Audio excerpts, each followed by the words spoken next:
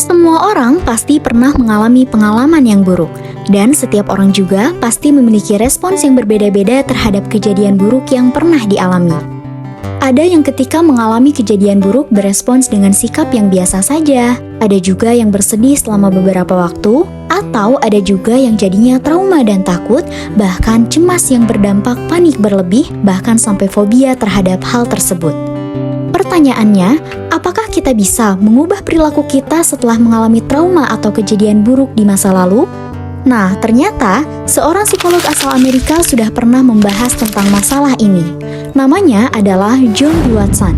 Dia adalah salah satu psikolog revolusioner yang mendirikan aliran behaviorisme pada tahun 1913. Aliran behaviorisme ini membawa perubahan yang sangat besar untuk dunia psikologi, terutama setelah dia menulis artikel yang berjudul Psychology as the Behaviorist Views It. Watson memiliki pandangan yang cukup berbeda dengan psikolog lainnya pada saat itu.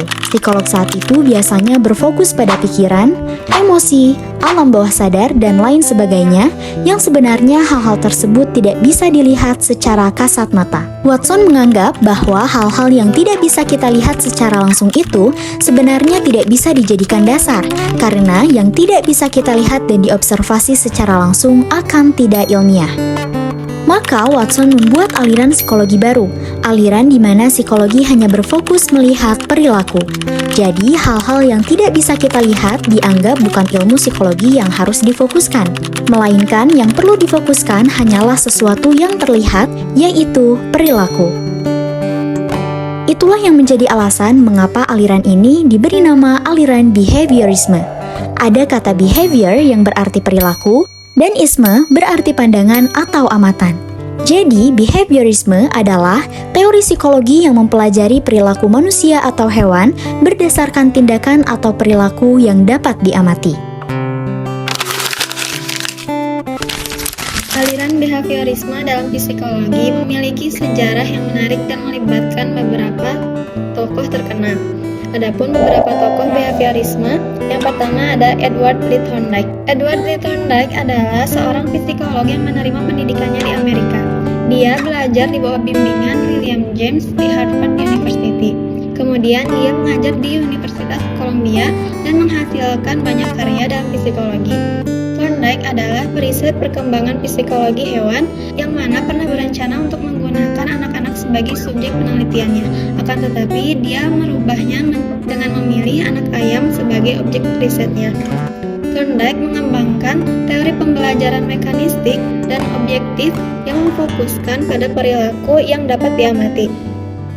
Pendekatannya berdasarkan hubungan antara stimulus dan respon, dan dia menggagas konsep koneksionisme dalam studi asosiasi.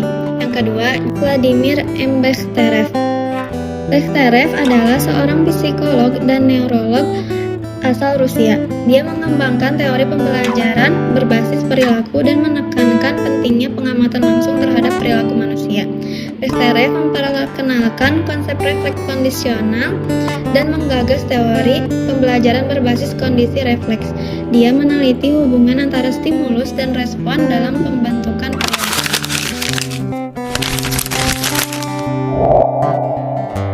Ciri-ciri teori behaviorisme. Pertama, perbuatan manusia pada pandangan aliran ini bukan dilihat dari kesadarannya, tetapi perbuatan dan tingkah lakulah yang menjadi pengamatan yang dibuktikan kenyataan. Maka dari itu, aliran ini adalah jenis aliran tanpa jiwa. Yang kedua, refleks. Refleks adalah bagian yang menjadikan tingkah laku. Aliran berpandangan bahwa refleks menjadikan acuan dasar terjadinya tingkah laku tanpa disadari oleh rangsangan. Yang ketiga, potensi. Potensi pada manusia seperti halnya bakat tidak diperhitungkan oleh aliran ini. Karena para penganut ini berpandangan bahwa pembentukan perilaku manusia amat penuh dikuasai oleh pendidikan dan lingkungan. Adapun konsep mengenai behaviorisme, ada beberapa step yang harus kita ketahui. Yang pertama yakni classic conditioning.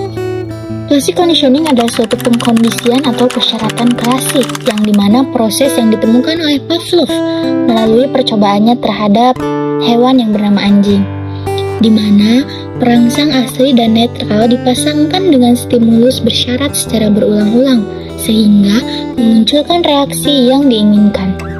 Pengkondisian klasik adalah tipe pembelajaran di mana suatu organisme belajar untuk mengaitkan atau mengasosiasikan stimulus. Yang kedua ada operan conditioning.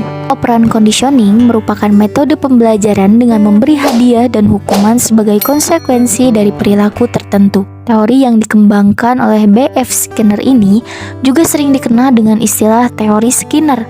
Sebenarnya, operan conditioning dapat diterapkan pada berbagai aspek kehidupan.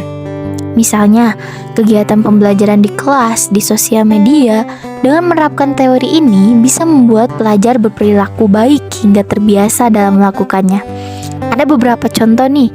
Yang pertama, di saat kita menekan tombol suka untuk memposting gambar yang menurut kita menarik di media sosial, sehingga bagi orang-orang yang mempostingnya terjadi suatu rasa di mana dia merasa bahwa ingin memposting lebih banyak lagi karena postingannya disukai oleh banyak orang.